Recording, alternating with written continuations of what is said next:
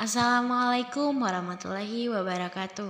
Perkenalkan, nama saya Yulianti Rahma dengan NPM 30621560053. Di sini saya akan menjelaskan tentang bagian struktur organisasi pemerintahan Indonesia meliputi konsep dasar PKNSD.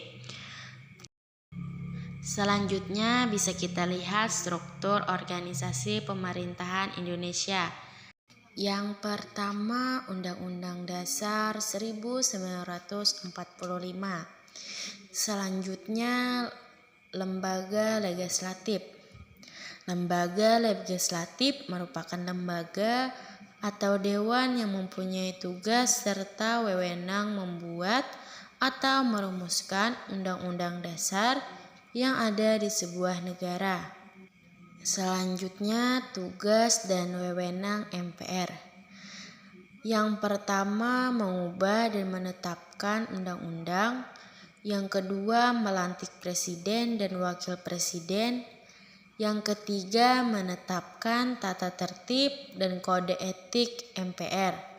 Yang terakhir, memutuskan usul DPR beserta keputusan MK.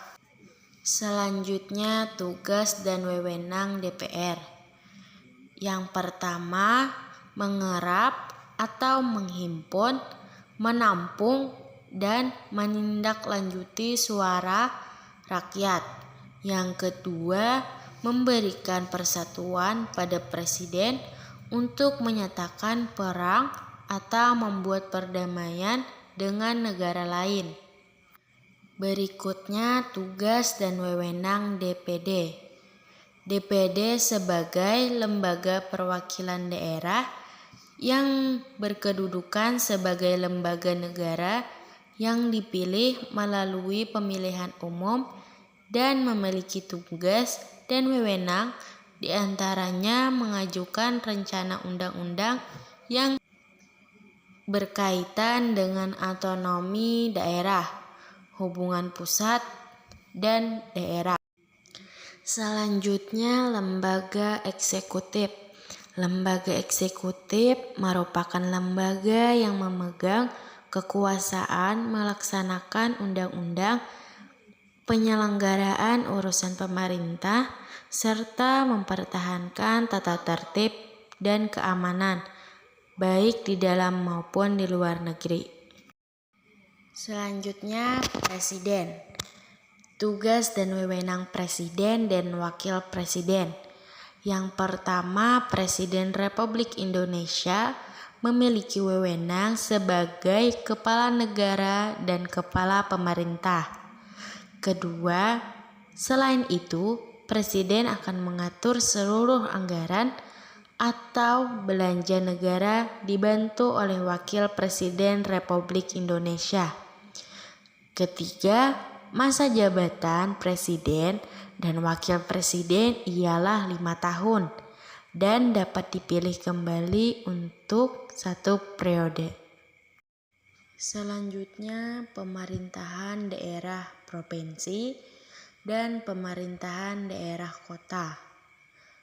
Tugas dan wewenang gubernur dan wakil gubernur.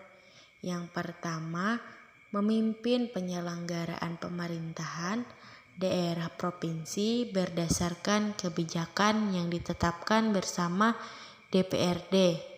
Yang kedua, mengajukan rencana pengaturan daerah atau Perda. Yang ketiga, menetapkan Perda yang telah mendapat persetujuan bersama DPR. Selanjutnya, tugas dan kewenangan DPRD. Tugas dan kewenangan DPRD. DPRD memiliki 3 fungsi, yaitu legislasi berkaitan dengan pembentukan pengaturan daerah. Kedua, anggaran, kewenangan dalam hal anggaran daerah, APBD, pengawasan. Kewenangan mengontrol pelaksanaan Perda dan pengaturan lainnya serta kebijakan pemerintah daerah. Selanjutnya, tugas dan wewenang bupati atau wali kota. Yang pertama, memimpin penyelenggaraan pemerintahan daerah berdasarkan kebijakan yang ditetapkan bersama DPRD. Yang kedua, mengajukan rencana perda. Ketiga, menetapkan perda yang telah mendapatkan persetujuan bersama DPR. Selanjutnya, tugas dan wewenang camat. Tugas camat adalah membina penyelenggaraan pemerintahan desa dan kelurahan, meliputi melakukan pembinaan dan pengawasan tertib administrasi pemerintahan desa dan kelurahan, memberikan bimbingan, supervisi, fasilitasi, dan konsultasi pelaksanaan administrasi desa atau kelurahan. Selanjutnya, tugas dan wewenang lurah. Lurah mempunyai tugas melaksanakan kewenangan pemerintahan yang dilimpahkan oleh camat dalam bidang pemerintahan, pembangunan, dan pembinaan kehidupan masyarakat di kelurahan. Selanjutnya, tugas dan wewenang RT atau RW. Yang pertama, membantu menjalankan tugas pelayanan kepada masyarakat yang terjadi tanggung jawab pemerintah kota atau kabupaten. Yang kedua, memelihara kerukunan hidup warga. Yang ketiga, menyusun rencana dan melaksanakan pembangunan dan pengembangan aspirasi dan swadaya murni masyarakat. Selanjutnya, lembaga yudikatif.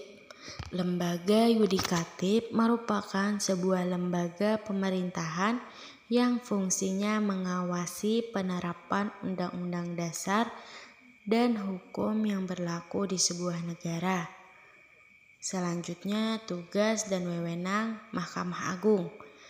Sebagai pengadilan negara tertinggi, Mahkamah Agung merupakan pengadilan kasasi yang bertugas membina keseragaman dalam penerapan hukum melalui keputusan kasasi dan peninjauan kembali, menjaga agar semua hukum dan undang-undang di seluruh wilayah negara Republik Indonesia diterapkan secara adil, tepat, dan benar.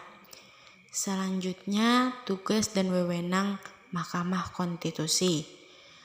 Menguji undang-undang terhadap Undang-Undang Dasar Negara Republik Indonesia tahun 1945, memutus sengketa kewenangan lembaga negara yang kewenangannya diberikan oleh Undang-Undang Dasar Negara Republik Indonesia tahun 1945, memutus pembubaran partai politik, dan memutus perselisihan tentang hasil pemilihan umum.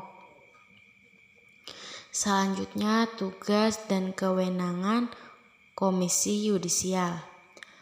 Yang pertama, mengumpulkan pengangkatan Hakim Agung dan Hakim ad hoc di Mahkamah Agung kepada DPR untuk mendapatkan persetujuan. Yang kedua, menjaga dan menegakkan kehormatan, keseluruhan martabat, serta perilaku hakim. Yang ketiga, menetapkan kode etik atau pedoman perilaku hakim bersama-sama dengan Mahkamah Agung. Dan yang terakhir, BPK, Badan Pemeriksa Keuangan, merupakan suatu lembaga negara yang bebas dan mandiri dalam memeriksa pengelolaan dan tanggung jawab keuangan negara. Untuk memeriksa pengelolaan dan tanggung jawab tentang keuangan negara, diadakan satu badan pemeriksa keuangan yang bebas dan mandiri.